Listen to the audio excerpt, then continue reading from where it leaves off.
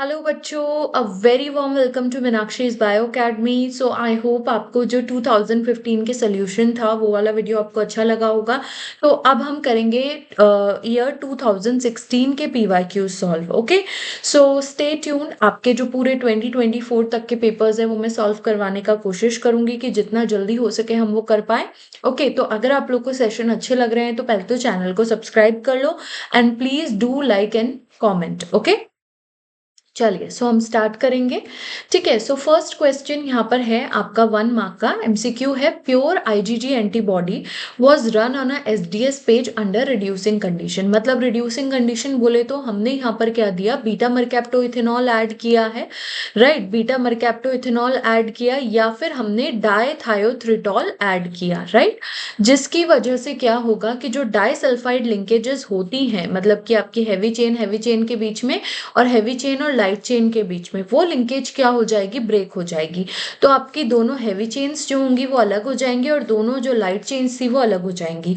तो जो दोनों हैवी चेन्स होंगी उनका हमें एक सिंगल बैंड मिलेगा और आपका जो दोनों लाइट चेन्स है उनका एक बैंड मिलेगा। तो जब हम जेल इलेक्ट्रोफोरेसिस का जेल देखेंगे तो वी विल गेट 2 बैंड्स, है ना। तो ये जो नीचे वाला बैंड है ये होगा हमारी लाइट चेन का और जो ऊपर वाला बैंड है वो हमारा क्या होगा, हैवी चेन का होगा। तो टोटल हमारे पास में 2 बैंड्स मिलेंगे। ठीक है, अगर वहीं पे ये आईजीजी की जगह मान लीजिए कि आईजीएम बोलता तो आईजीएम में हमें कितने बैंड्स मिलते हैं, हमें 3 बैंड्स मिलते हैं। वहां पे हैवी चेन और लाइट चेन के साथ साथ एक जॉइनिंग चेन और जे चेन का भी बैंड होता। वहीं पे अगर ये हमसे आईजीए बोलता तो आईजीए में हमें 4 बैंड्स मिलते, जिसके अंदर heavy chain, light chain, joining chain and एक सिक्रीटरी कंपोनेंट का भी एक्स्ट्रा यहाँ पर बैंड होता है। क्लियर है, तो यहाँ पे हमारा आंसर हो जाएगा B. Okay, next question. During the mitosis nucleolus जो है वो डिसअपेयर हो रहा है। ठीक है, क्योंकि जो क्रोमोसोम्स है वो क्या होते हैं, कंडेंस होते हैं, देन वो क्या होते हैं, मेटाफिजिक प्लेट पे अरेंज होना होता है। तो न्यूक्लियोलस का यहाँ पे डिसअपेयरेंस होता है। So disappearance of the nucleolus is the hallmark of the prophase, right. तो answer is B. Question direct है तो इसलिए हम इनको बहुत ज्यादा डिटेल में डिस्कस नहीं कर रहे हैं। Eukaryotic cell containing the flagella. Eukaryotic cells, usually prokaryotic cells के अंदर हमें फ्लैजिला मिलता है मोटिलिटी के लिए, राइट। तो यहाँ पे यूकैरियोटिक सेल्स ऐसा कौन से होते हैं जिसके ऊपर फ्लैजिला होता है, so that is sperm. Sperm contains a flagella. Okay, चलो अगला question. The circulatory level of oestrogen is derived mainly by. तो देखो circulatory level of oestrogen, oestrogen जो होता है फीमेल हार्मोन होता है ना। So it is usually derived by the thecal and granulosa cells. Gonadotroph जो होता है वो तो एफएसएच, राइट, एलएच सिक्रीट करने में हेल्प करता है, बेसिकली पिट्यूटरी ग्लैंड है ना। और बाकी जो आपके लेडिक सेल होते हैं वो टेस्टोस्टेरॉन जो होते हैं वो रिलीज करवाते हैं, राइट। सो मेल हार्मोन होता है टेस्टोस्टेरॉन। सो फीमेल के अंदर ईस्ट्रोजन जो होता है वो ओवरीज में प्रोड्यूस होता है। ओवरीज के अंदर जो होते हैं थीकल एंड ग्रैन्युलोसा सेल्स होते हैं। Thecal cell produce androgen precursor which are then converted into estrogen by the granulosa cells. This process is regulated by the LH and the FSH जो कि आपकी पिट्यूटरी ग्लैंड रिलीज करती है। So I hope this is clear. चलो अगला question. Radial symmetry is a characteristic of which of the following phyla. So radial symmetry जो है, अगर हम यहाँ पे चारों ऑप्शन में देख रहे हैं, हमें मिलती है नाइड्रिया, जहाँ पे क्या होती है आपकी स्टार फिश हो गई, सी एनिमोन हो गया, राइट। रेस्ट जो बाकी सब है, जैसे आपका आर्थ्रोपोडा हो गया, मोलस्का हो गया, कॉर्डेटा हो गया, कॉर्डेटा की भी जो डिफरेंट स्टेजेस होती है सब में हमें क्या देखने मिल रहा है, हमें बायलेटरल सिमेट्री देखने मिलती है। सिर्फ नाइड्रियंस जो है उनके अंदर हमें रेडियल सिमेट्री मिलेगी। ओके, चलो इन ecotone, what is the ecotone. Ecotone वो एरिया होता है, it is the interface of जहां पे आपके दो इकोसिस्टम जो होते हैं वो मिल रहे होते हैं। लेट्स से कि अगर यहाँ पे आपका जैसे कि ये फॉरेस्ट का इकोसिस्टम है, okay, this is let's say ये आपका फॉरेस्ट का इकोसिस्टम है और उसी के पास में लेट्स से यहाँ से आपकी ग्रासलैंड स्टार्ट हो गई है। ठीक है, ग्रासलैंड स्टार्ट हो गई है, हो सकता है कि यहाँ पे कोई एक्वेटिक इकोसिस्टम आ गया। तो जहां पे ये दोनों मिल रहे हैं, right, this area, this is ecotone. तो यहाँ पे क्योंकि ये दोनों की क्या है, एजेस हैं, तो यहाँ पे जो स्पेसिफिकली एक स्पीशीज जो मिलती है जो कि बाकी दोनों ना तो फॉरेस्ट में मिलेगी ना वो ग्रासलैंड में मिलेगी, वो इसी इकोटोन में मिलेगी, उसको हम बोलते हैं as species. I hope this is clear. Okay, next question. Now it is 2 mark question. Okay, so match the entries in the group 1 with the group तो आपको यहाँ पे जो है ना एंट्रीज मैच करनी है। तो यहाँ पे मैं आपको एक बार ये चारों जो डिजीजेस हैं पहले वो एक्सप्लेन कर देती हूँ।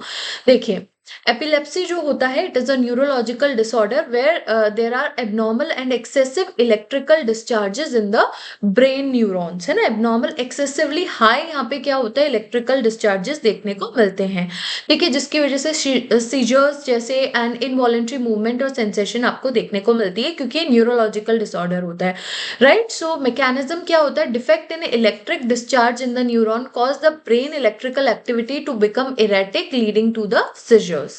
ऑलराइट, अल्जाइमर्स के अंदर क्या होता है, जो न्यूरो डिजेनरेशन होता है, right, it's a neuro degenerative disease affects the cerebral cortex. Cerebral cortex में ही न्यूरो डिजेनरेशन होता है, तो इसमें memory loss, confusion, difficulty in learning, changes in behaviour हमें देखने को मिलेगा। Okay, then comes to Parkinson's disease. Parkinson's disease के अंदर degeneration of dopamine releasing neurons होता है in the brain, particularly in the region called as substantia nigra. Okay, so इसकी वजह से motor symptoms like tremors, rigidity, bradykinesia, slow movement जैसे आपको देखने को मिलते हैं। As dopamine level decreases due to the death of the dopamine producing neurons, it disturb the normal functioning of the basal ganglia which is responsible for the coordinated movement. Okay, Huntington disease के अंदर क्या होता है कि it is also a neurodegenerative disorder which is caused by the genetic mutation. इसके अंदर क्या होता है, decreased production of acetylcholine an important which is an important neurotransmitter. Okay, so I think now you can easily answer this one. Epilepsy जो होगा उसके अंदर क्या हो जाएगा, defect in the electric discharge, तो पी का हो जाएगा यहाँ पे 4। देन अल्जाइमर्स के अंदर क्यू का हो जाएगा यहाँ पे 1।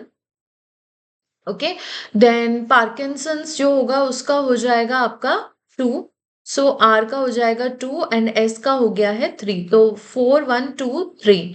सो 4 1 2 3 that is answer is see here. Okay, so I hope this is clear. आप लोग को जो पीडीएफ है एनोटेटेड एंड विदाउट एनोटेशन दोनों जो है मेरे टेलीग्राम ग्रुप पर मिल जाएगी।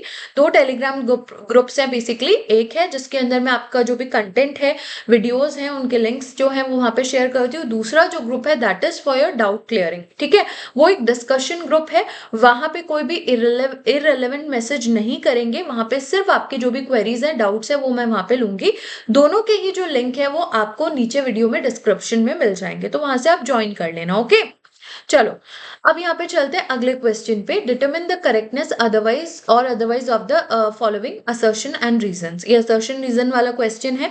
असर्शन ये बोल रहा है कि जो एटीपी सिंथेसिस ऑक्सीडेटिव फॉस्फोराइलेशन होता है उसमें ATP synthase is not the part of the electron transport chain. बिल्कुल सही बात है, इलेक्ट्रॉन ट्रांसपोर्ट चेन का ये पार्ट नहीं है। Electron transport chain which is present on the inner mitochondrial membrane, उसमें तो आपके कॉम्प्लेक्स 1 3 एंड 4 होते हैं, ठीक है, 1st 3rd एंड 4th, फिर ये अलग होता है। बेसिकली ये जो होता है कनेक्टेड रहता है उसके साथ में, कपल्ड रहता है उसके साथ में इलेक्ट्रॉन ट्रांसपोर्ट चेन के साथ में via electron transport chain through the proton motive force, है ना, क्योंकि अगर वो प्रोटोन मोटिव फोर्स जनरेट नहीं करेंगे तो यहाँ पे एटीपी का सिंथेसिस नहीं होगा। तो ये बिल्कुल सही है। तो मैं कह सकती हूँ कि असर्शन एंड रीजन दोनों ही ट्रू है and reason is the correct reason of the assertion. तो आंसर आपका यहाँ पर क्या हो जाएगा, ए हो जाएगा, ठीक है। चलो अगला question, higher levels of glycosylated haemoglobin. देखो ग्लाइकोसाइलेटेड हो गया ना, ग्लूकोज जो है यहाँ पे बात हो रही है, ग्लाइकोसाइलेटेड हीमोग्लोबिन ब्लड के अंदर जो मतलब क्या है, शुगर ज्यादा हो गई है, तो इसका मतलब डायबिटीज होगा, सिंपल। चलो next question, match the following entries. ये बहुत ही सिंपल है। डीएनए रेप्लिकेशन जो है मिसेल्सन एंड स्टेहल ने स्टडी किया। Genetic code by Nirenberg and Khorana, life on earth by Miller and Urey, and DNA is genetic material by Hershey and Chase. So answer will be 3 4 1 2, 3 4 1 2, that is D. Okay, next question, ये बहुत ही simple diseases है, इससे थोड़ा सा tough था आपके 2015 के पेपर में। So match the following entries, आपको सिर्फ यहाँ पे एंट्रीज को मैच करना है। बैक्टीरिया जो है यहाँ पर हो जाएगा आपका एंथ्रेक्स, ठीक है। वायरस जो हो जाएगा वो हो जाएगा आपका rubella. So that is 2 3 4 and 1, तो 2 3 4 एंड 1, तो आंसर हो जाएगा आपका A, right. Protozoa leishmaniasis fungus athlete foot disease जो कॉज करता है virus rubella virus, bacteria is anthrax. Okay, चलिए अगला क्वेश्चन जो है ये थोड़ा अच्छा सा क्वेश्चन है, एक बार इसको थोड़ा सा समझेंगे। इसमें इसने बोला है कि एक्सपेरिमेंट कंडक्ट किया हमने डार्क में, जहाँ पे आइसोलेटेड जो क्लोरोप्लास्ट है उनको हमने बफर में रखा है 4, ठीक है, until their internal pH is equal to 4। तो मतलब हमने उनको उस बफर में डाल के रखा जिसका पीएच 4 था, जिससे कि वो क्या हो जाए, इक्विलिब्रिएट हो जाए। हम बेसिकली क्या कर रहे हैं, इक्विलिब्रिएट कर रहे हैं। Then they are transfer to a buffer of pH 8, right. पहले हमने उसको लो पीएच पर रखा है, लो पीएच से हम उसको कहाँ पर डाल रहे हैं, हम उसे हाई पीएच पर डाल रहे हैं, okay. So which of the following will happen, तो हम ये मान रहे हैं कि लो पीएच है, तो लो पीएच जब हमने उसको रखा इक्विलिब्रेट हो गया, मतलब कि उसका जो इंटरनल पीएच है वो क्या हो गया, लो हो गया। मतलब कि यहाँ पर हाई कॉन्सेंट्रेशन जो है, हाई कॉन्सेंट्रेशन हो गई है प्रोटॉन्स की, राइट। और यहाँ पर क्या है, लो कॉन्सेंट्रेशन है प्रोटॉन्स की, राइट। हाई पीएच मतलब लो, ये तो हम समझ ही गए हैं। अब इन्होंने बोला कि जब हमने इसको 8 पीएच पर रखा तभी हमने एडीपी और पीआईबी ऐड कर दिया है। विच of the following will happen, तो क्या होगा बच्चों, जब यहाँ पे पीएच जो था, मतलब कि जो आपका आपने एडीपी प्लस पीआईबी ऐड कर दिया है ना, तो यहाँ पे क्या होगा, जो क्लोरोप्लास्ट है वो इंटैक्ट रहेंगे। देखो पीएच से मतलब बहुत ज्यादा लो में भी हमने नहीं रखा था, 4 पे रखा था, 4 से हमने 8 पे लेकर आए हैं। तो क्लोरोप्लास्ट जो है वो डिस्ट्रॉय नहीं होंगे, ऐसा डिस्ट्रॉय नहीं हुए हैं तो they will not release magnesium as well. Chloroplast will be intact but do not produced ATP. देखो यहाँ पे वो क्या करेंगे, एटीपी प्रोड्यूस करेंगे। वाई, क्योंकि यहाँ पे क्या है ना कि आप देखो लो पीएच है, हाई प्रोटॉन्स है ना, हाई प्रोटॉन से अब क्या होगा, अब यहाँ पे हमने हाई में रख दिया है ना, तो क्या होगा, प्रोटॉन जो है वो रिलीज होंगे। प्रोटॉन जब वहां पे रिलीज होंगे, अगेन क्या हो गया, एक प्रोटॉन ग्रेडियंट यहाँ पे हो गया है, एक प्रोटॉन ग्रेडियंट जो है हमने डेवलप कर दिया भाई, जो क्लोरोप्लास्ट है उसके अंदर, यहाँ पे जिसमें हमने इसको जिस सोल्यूशन में डाला है, बफर के अंदर जिसमें डाला है, उसके अंदर हमने क्या रखा है, पीएच 8 रखा है। अंदर पीएच जो है वो क्या है, यहाँ पर आपका 4 है। तो जो प्रोटॉन्स होंगे वो क्या होंगी, उनकी पंपिंग होगी, ग्रेडियंट डेवलप हो गया है, यस। तो यहाँ पर क्या होगा, जो एटीपी है वो क्या होगी, प्रोड्यूस होगी। ओके, सो आंसर जो होगा इस क्वेश्चन में हो जाएगा D. I hope this is clear. चलो अगला हम देखते हैं, 2 मैमेलियन सेल लाइंस है, एक का जो डबलिंग टाइम है दैट इज 12 आवर, दूसरे का जो है 36 आवर है। मतलब एक से 2 सेल बन रहे, एक के 12 आवर्स में, दूसरे के 36 आवर्स में, राइट। तो एक जो है, मतलब मैं बोल सकती हूँ कि ये तो फास्ट ग्रो कर रहा है, और ये वाला जो है ना ये स्लो ग्रो कर रहा है, ठीक है। तो मतलब ये क्या है, बहुत जल्दी जल्दी मल्टीप्लाई करेंगे। रेडियो एक्टिव थायमिडीन के लिए हमने इनको डाला 8 आवर्स के लिए। तो अब ये 8 आवर्स के लिए जब हमने डाला है तो क्या होगा बच्चों, ये जो मेमेलियन सेल लाइन जो कि 12 आवर्स जिसका डबलिंग टाइम है, इसके अंदर क्या होंगे, ज्यादा सेल्स जो होंगे वो डिवाइड करेंगे, हेंस वो ज्यादा क्या कर लेंगे, एक्वायर कर लेंगे थायमिडीन, है ना, रेडियो एक्टिव थायमिडीन। वहीं पे स्लो ग्रोइंग वाले जो है वो इतना ज्यादा रेप्लिकेट नहीं कर पाएंगे, डिवाइड नहीं कर पाएंगे, तो इतना ज्यादा वो एक्वायर नहीं कर पाएंगे। फिर हमने उनको विदाउट रेडियो एक्टिव थायमिडीन रखा है फॉर 72 आवर्स। जो फास्ट ग्रोइंग है बेटा, अगर उसने वहां पे एक्वायर भी किया तो उसी तरीके से क्या होगा, अब वो 72 आवर्स के लिए वहां पे है विदाउट थायमिडीन वाले में, तो उस टाइम पे वो फास्टर अपनी स्पीड से डिवाइड कर रहा है तो वो डिवाइड करेगा। तो अब क्या होगा कि जो थायमिडीन एक्वायर किया था वो क्या हो गया, डाइल्यूट हो गया है ना, डाइल्यूट हो गया, मतलब डिवाइड करता जा रहा है। तो क्या होता जाएगा, अब number of cells which contain the non radio active thymidine वो ज्यादा हो गए हैं compare to the radio active containing. क्यों, क्योंकि अब 72 आवर्स के लिए, यहाँ पे 8 आवर्स के लिए कम आर के लिए हमने वहां पे रखा था, तो जितने सेल्स ने एक्वायर किया ठीक है, अब 72 आवर्स के लिए हमने उसको नॉन रेडियो एक्टिव वाले में रखा है, राइट। तो कितने ज्यादा नंबर ऑफ सेल्स हो जाएंगे, तो वो नंबर ऑफ सेल्स जो होंगे वो हाई हो जाएंगे जिनके अंदर नॉन रेडियो एक्टिव है compare to the radio active, है ना, in the case of fast growing. तो फास्ट ग्रोइंग वाला क्या हो गया, डाइल्यूशन हो गया एक तरीके से, नंबर ऑफ रेडियो एक्टिव जो हो गए वहां पे ज्यादा हो गए। वहीं पे जो स्लो ग्रोइंग है उसने कम एक्वायर किया 8 आवर्स में, और एट द सेम टाइम जो हमने उसको 72 आवर्स के लिए रखा तो अभी भी वो स्लो स्पीड से डिवाइड कर रहा है। तो अगर हम दोनों को कंपेयर करें, दोनों को देखें कि किस में रेडियो एक्टिव ज्यादा है compare to non radio active, दूसरे में स्लो ग्रोइंग में और फास्ट ग्रोइंग को अगर हम कंपेयर करें, तो हम ये देखेंगे कि जो स्लो ग्रोइंग सेल्स हैं उसमें कंपैरेटिवली मोर रेडियो एक्टिविटी है, राइट। तो यहाँ पे हमारा आंसर हो जाएगा see that the slow growing cells have the more radio activity, क्योंकि जो फास्ट ग्रोइंग है, फास्ट ग्रोइंग ने तब ज्यादा एक्वायर किया रेडियो एक्टिव थायमिडीन। अब जब 72 आवर्स के लिए नॉन रेडियो एक्टिव वाले में तब डिवाइड करके नॉन रेडियो एक्टिव भी ज्यादा किया, तो उसके अंदर नॉन रेडियो एक्टिव ज्यादा हो जाएंगे compare to radioactive, right. वहीं पे अगर हम सेल्स देखेंगे स्लो ग्रोइंग के, तो स्लो ग्रोइंग ने स्लो स्पीड से डिवाइड किया, लेस एक्वायर किया, और अभी भी वो स्लो स्पीड से डिवाइड कर रहा है। तो अगर कंपेयर करें दोनों को, फास्ट को और स्लो को, तो ज्यादा रेडियो एक्टिविटी, अगर हम कॉन्सेंट्रेशन और नंबर ऑफ सेल्स को देखें स्लो ग्रोइंग में एंड नंबर ऑफ सेल्स देखें फास्ट ग्रोइंग में, तो यहाँ पे रेडियो एक्टिविटी कम है, यहाँ पे रेडियो एक्टिविटी ज्यादा है। तो इसीलिए the slow growing cells will have the more radio activity. I hope this question is clear to you. चलो अगला क्वेश्चन है what match the entries in the group 1 with the entries to group 2, right. ईस2 hybrid system हमने कई बारी पढ़ा है कि ईस2 hybrid system is for the protein protein interaction, electrophoretic mobility shift assay is for the DNA protein interaction, जिसको हम इन विट्रो करेंगे, लैब में करेंगे, राइट। सो 4 3 देन क्रोमैटिन इम्यूनोप्रेसिपिटेशन, क्रोमैटिन मतलब डीएनए और प्रोटीन की बात हो रही, इम्यूनोप्रेसिपिटेट करें, एंटीबॉडी देके प्रेसिपिटेट करें, उसको हम इन विवो भी कर सकते हैं। तो ये हो गया 1। Then nuclear magnetic resonance NMR हम करते हैं प्रोटीन के स्ट्रक्चर डिटर्मिनेशन के लिए। तो आंसर हो जाएगा 4 3 1 2, so that is B, answer is B.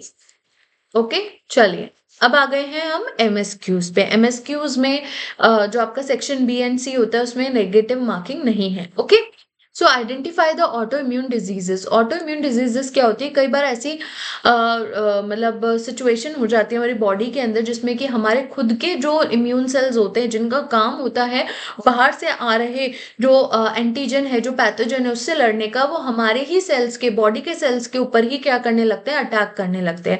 So in these cases कुछ डिजीजेस होती है जिनको हम बोलते हैं ऑटो इम्यून डिजीजेस। अब यहाँ पे जो है अगर आपको पता है बहुत अच्छी बात है, नहीं पता है मैं बता देती हूँ। टाइप 1 डायबिटीज मेलाइटिस, जिसके अंदर जो आपके इम्यून सेल्स होते हैं वो आपके जो इंसुलिन प्रोड्यूसिंग सेल्स होते हैं उन्हीं को टारगेट कर लेते हैं और उनको ही डिस्ट्रॉय कर देते हैं, जिसकी वजह से इंसुलिन नहीं बन पाता है, हेंस ब्लड शुगर लेवल बढ़ता है एंड आपको auto immune diseases type 1 diabetes mellitus होती है। वैसे ये है पेर्निशियस एनीमिया, ठीक है। पेर्निशियस एनीमिया जो होता है it is also auto immune disease. अभी मैं आपको कुछ डिजीजेस बता रही हूँ जो आपको याद रखनी है, ऑटो इम्यून होती है, क्योंकि इनके ऊपर कभी भी एग्जाम में क्वेश्चन आ जाते हैं, ठीक है। रिमेटॉइड अर्थराइटिस जो कि मिडिल एज्ड वुमेन के अंदर जो है देखने को मिलता है, जिसके अंदर जॉइंट्स के अंदर जो होता है इन्फ्लेमेशन हो जाता है, राइट। सो सिस्टमिक ल्यूपस एरिथेमेटोसिस, इसके अंदर जो होता है ये सिस्टमिक, इसके अंदर लिखा है मतलब ये पूरा जो बॉडी होती है इसके अंदर डिफरेंट डिफरेंट फंक्शंस आपको देखने को मिलते हैं। आपके डीएनए हो गए, न्यूक्लिक एसिड हो गए, अमाइनो एसिड्स हो गए, इनको ये क्या करता है, टारगेट करता है ना, एंटीबॉडी जो होती है वो टारगेट करती है। तो ये जो इम्यून कॉम्प्लेक्सेस हैं ये आपके डिफरेंट डिफरेंट बॉडी पार्ट में क्या हो जाते हैं, जमा हो जाते हैं, एंड यहाँ पे ये सिस्टमिक ल्यूपस एरिथेमेटोसिस हमें देखने को मिलता है। तो इसके अंदर multiple organs like skin, joints, kidney, ये सब अफेक्टेड होते हैं। यहाँ पे क्या होता है, सिस्टमिक ल्यूपस एरिथेमेटोसिस का एक सिम्टम है कि जो आपका ये वाला जो पूरा एरिया होता है ना, यहाँ पे एक बटरफ्लाई शेप जो होता है रैश देखने को मिलता है। ओके देन आ जाते हैं मल्टीपल स्क्लेरोसिस पे। यहाँ पे क्या होता है, जो आपकी माइलिन शीथ होती है नर्व फाइबर में वो अटैक होती है, damaging the nerve system. Then type 1 diabetes, Graves disease, Hashimoto's disease, coeliac disease, right. ये आपकी सारी जो डिजीजेस है यहाँ पे मैंने पूरा आपको एक लिस्ट दिया है, ये आप एक बार गो थ्रू कर लेंगे, ठीक है। ये सारी डिजीजेस आपको याद रखनी है, जैसे कि यहाँ पे पेर्निशियस एनीमिया भी हमने देखा, the immune system attacks the stomach lining causing the, इसके अंदर विटामिन B12 है, उसका एब्जॉर्प्शन नहीं हो पाता है, and vitamin B12 is important for the RBC की फॉर्मेशन के लिए, तो हेंस यहाँ पे एनीमिया होगा। तो ये आपको सारी ही डिजीजेस याद रखनी है, ठीक है। एक ही स्लाइड के अंदर मैंने आपको सारा दिया है, तो आपको इसको याद रखना है, जिससे आगे कभी भी अगर क्वेश्चन है तो आप आराम से सॉल्व कर सको। अगला क्वेश्चन बहुत इजी है, सेल्यूलोज के बारे में पूछा गया है। सेल्यूलोज हो गया सेल्यूलोज तो क्या है, खैर पॉलीसेकेराइड है। सेल्यूलोज से ही एक डाइसेकेराइड भी मिलता है जिसको हम बोलते हैं सेलोबायोज। तो सेलोबायोज अगर क्वेश्चन में आए या सेल्यूलोज क्वेश्चन में आए, उसके अंदर आपको देखने को मिलती है β14 लिंकेज, राइट, और किसके बीच में, डी ग्लूकोज यूनिट के बीच में, राइट। और सेल्यूलोज जो होता है वो क्या होता है बच्चों, अनब्रांच्ड होता है, ठीक है। Cellulose is unbranched, it is not branched. Glycogen is branched, है ना, amylopectin is branched. Okay, so cellulose का एक स्ट्रक्चरल रोल होता है, बिल्कुल सेल वॉल में प्रेजेंट होता है। It is a branch polysaccharide, no. It is a homopolysaccharide, बिल्कुल होमोपॉलीसेकेराइड है, बट क्या अल्फा 1,4 लिंकेज है, no. It is a homopolysaccharide, मतलब कि सिर्फ एक ही टाइप के मोनोमर का बना है ना। तो इसके अंदर क्या होगा, β14 लिंकेज हमें देखने को मिलता है। आई hope this is clear. Okay, next question, which of the following is not true for photosynthesis. देखो फोटोसिंथेसिस के अंदर क्या होता है बच्चों, CO2 जो होता है उसका क्या हो रहा है, रिडक्शन होता है। मतलब CO2 जो होता है वो रिड्यूस होता है, उसके अंदर हाइड्रोजन होती है, तो वो C6H12O6 है ना, तो उसके अंदर हाइड्रोजन ऐड हो रही है, तो मतलब इसका क्या हो रहा है, रिडक्शन हो रहा है ना। वहीं पे स्प्लिटिंग ऑफ वाटर होती है, तो H2O जो होता है वो टूट जाता है, मतलब उसमें से हाइड्रोजन जो होता है वो अलग हो गया है, प्लस ऑक्सीजन जो है वो अलग हो गई, तो रिमूवल ऑफ हाइड्रोजन, मतलब यहाँ पे क्या हुआ है, ऑक्सीडेशन हुआ है। तो बस ये एक ही जगह सही लिखा हुआ है, reduction of CO2 and oxidation of H2O, बिल्कुल सही है। बाकी जो तीनों स्टेटमेंट है ये गलत है और हमसे नॉट ट्रू ही पूछा गया है, तो आंसर हो जाएगा A, B and D, correct. Answer will B A, B and D।